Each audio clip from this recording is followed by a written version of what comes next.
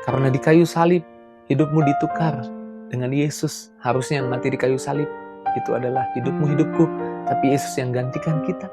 Sehingga apa yang jadi berkat hak miliknya Yesus, beruntung, berhasil, ditolong, dibela, disayang Bapa Sorgawi, diberikan buat kita. It is the time for morning with the word. Puji Tuhan, selamat pagi, bergabung lagi di Morning with the Word. Pagi yang luar biasa, pagi yang indah, pagi yang cerah.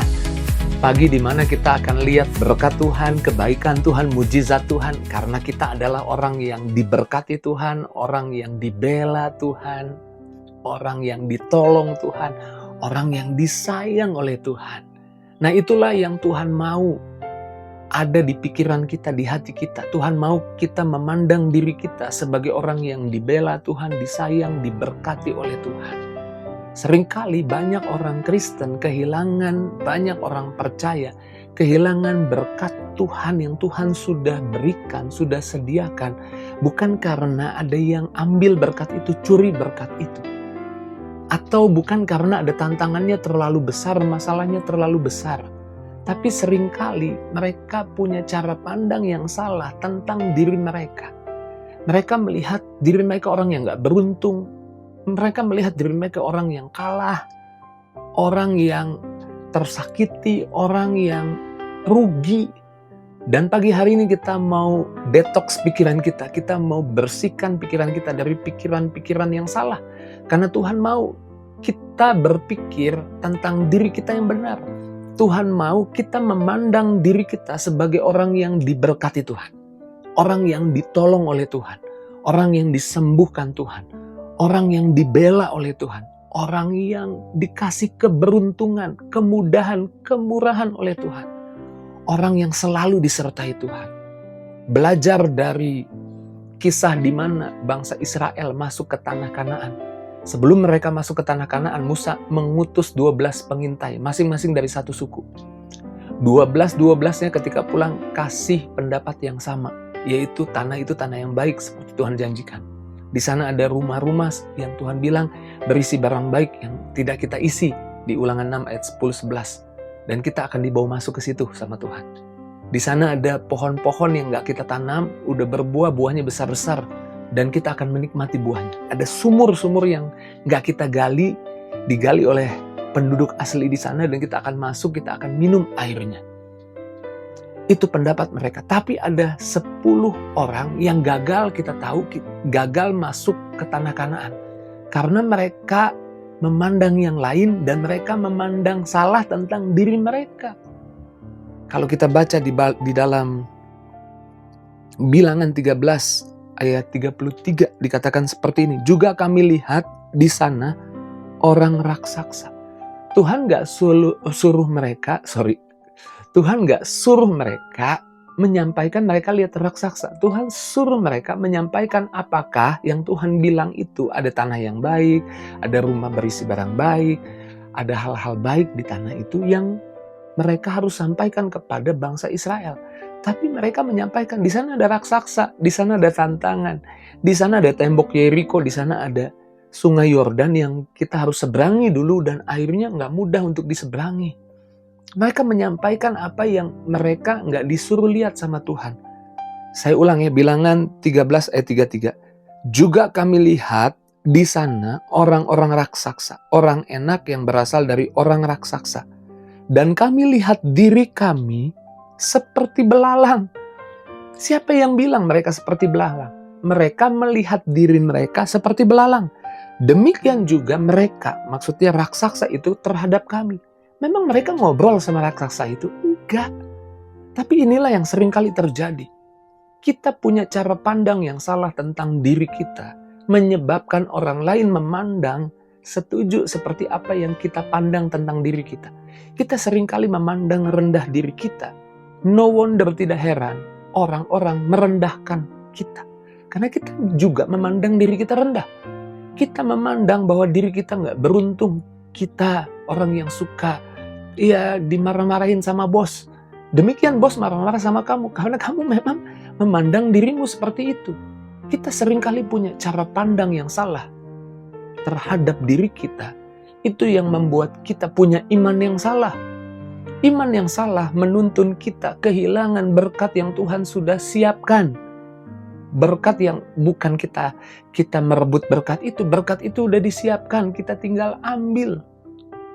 Ya bisa dikatakan merebut juga sih. Tapi maksudnya bukan hasil usaha kita, itu berkatnya disiapkan. Tuhan mau kita ambil aja, tinggal ambil. Tapi gimana mau ambil dengan iman? Kalau kita berpikir kita orang yang gak beruntung, kita kecil seperti belalang, kita diinjak-injak masuk ke sana, gak mungkin bisa masuk ke sana. Dan fakta sejarah mencatat 10 orang itu gak masuk ke tanah Kanaan. Apakah Tuhan tidak memberikan tanah Kanaan buat 10 orang itu? Tuhan memberikan tanah Kanaan buat 10 orang itu. Tapi kenapa mereka gak masuk? Kehilangan itu. Karena mereka punya cara pandang yang salah terhadap diri mereka, menyebabkan mereka gak punya iman. Waktu gak punya iman, berkat Tuhan hanya bisa diambil lewat iman. Lalu bagaimana? Ya Tuhan mau kita memandang diri kita, walaupun ada tantangan, ada masalah. Seperti Tuhan memandang diri kita. Tuhan memandang diri kita dalam Roma 8 ayat 37, kita lebih dari pemenang. Tuhan memandang diri kita, Yosua 1 ayat 8, berhasil dan beruntung. Kita orang yang berhasil, kita orang yang beruntung. Tuhan memandang diri kita seperti di kitab Ulangan. Kita kepala, bukan ekor, kita di atas, bukan di bawah. Tuhan mau kita punya cara pandang yang benar tentang diri kita. Dan Yosua dan Kaleb, dia punya cara pandang yang beda. Dia bilang, iya ada raksasa, iya ada tantangan di sana. Di Bilangan 14 ayat 8, dikatakan seperti ini Yosua Kaleb yang berkata, jika Tuhan berkenan kepada kita, mereka memandang diri mereka orang yang berkenan di hadapan Tuhan. Orang yang memang Tuhan memperkenankan mereka untuk masuk, mengambil, menerima tanah Kanaan yang berlimpah susu dan madu. Makanya mereka bilang, di dalam Bilangan 14 ayat 8, jika Tuhan berkenan kepada kita, maka kita akan membawa, maka ia maksudnya Tuhan akan membawa kita masuk ke negeri itu dan memberikannya kepada kita suatu negeri yang berlimpah susu dan madu. Pandang dirimu sebagai orang yang diberkati Tuhan. Hari ini kamu mau melangkah, hari ini kamu mau hadapi masalah. Anak-anak muda mungkin kau akan hadapi ujian. Pandang dirimu sebagai orang yang bisa mengerjakan soal itu dan ditolong Tuhan, dikasih hikmat sama Tuhan. Ya tapi kan kau sudah mempersiapkan diri juga untuk belajar. Tapi jangan memandang dirimu sebagai orang yang kebingungan, orang yang takut. Pandang dirimu sebagai orang yang diberkati oleh Tuhan.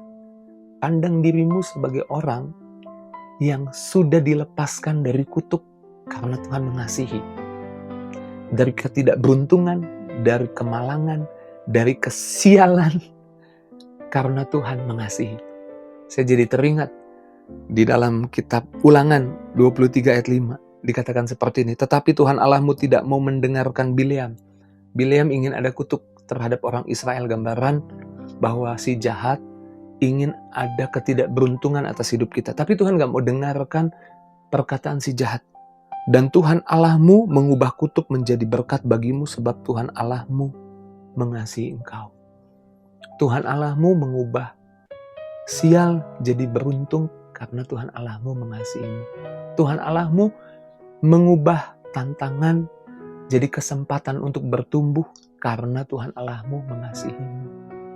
Tuhan Allahmu mengubah kegagalan jadi kesempatan untuk bangkit kembali dan raih kemenangan karena Tuhan Allahmu mengasihimu.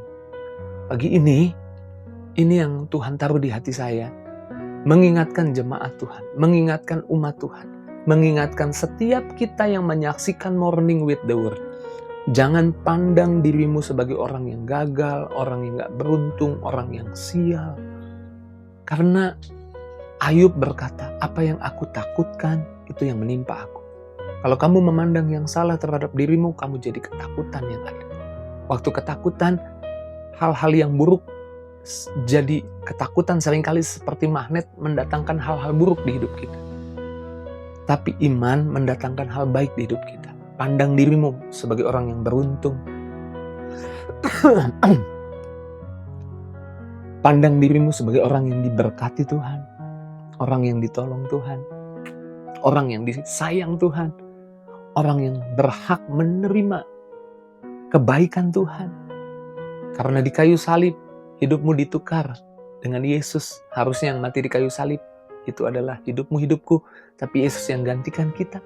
Sehingga apa yang jadi berkat hak miliknya Yesus, beruntung, berhasil, ditolong, dibela, disayang Bapa Sorgawi, diberikan buat kita. Dikasih buat saudara dan saya. Jadi berhenti memandang dirimu sebagai orang yang gagal, yang lemah, yang tidak beruntung. Kamu orang yang disayang, orang yang diberkati, orang yang ditolong Tuhan. Hadapi hari ini, melangkah hari ini dengan memandang yang benar tentang dirimu, dan biarlah timbul iman, dan biarlah iman itu menghasilkan engkau menerima setiap berkat yang memang Tuhan sudah taruh di hari ini. Puji Tuhan, mari kita bersyukur, kita berdoa. Terima kasih buat firman-Mu, kebenaran-Mu yang menguatkan, memerdekakan, mengingatkan kami. Firman-Mu yang menyayangi kami, agar kami berkemenangan dalam hidup ini. Berkati anak-anak-Mu Tuhan, kemana pergi melangkah, beruntung, berhasil, ditolong, dibela Tuhan hari ini. Yang sakit sembuhkan, yang lemah kuatkan, yang susah hibur. Jangan ada seorang pun yang Tuhan lewatkan, satu persatu Tuhan tolong, satu persatu Tuhan berkati. Dalam nama Yesus kami bersyukur, kami doa, haleluya. Sama-sama kita katakan, amin. Puji Tuhan, saya orang yang dibela Tuhan, ditolong Tuhan, disayang Tuhan, karena darah Yesus sudah dicurahkan buat saya. Jika itu jadi responmu, tulis di kolom komentar. Tinggalkan jejakmu di kolom komentar. Dan jangan lupa bagikan juga link Morning with the Word di pagi ini kepada teman sahabat keluargamu. Taruh di status WhatsAppmu. Dari sekian banyak orang yang lihat status WhatsAppmu, pasti ada yang klik. Sehingga lewat apa yang kamu bagikan, bukan hanya kamu yang diberkati, tapi banyak orang boleh diberkati lewat apa yang kamu bagi. Terus maju dalam Tuhan, Tuhan berkati kita. See you!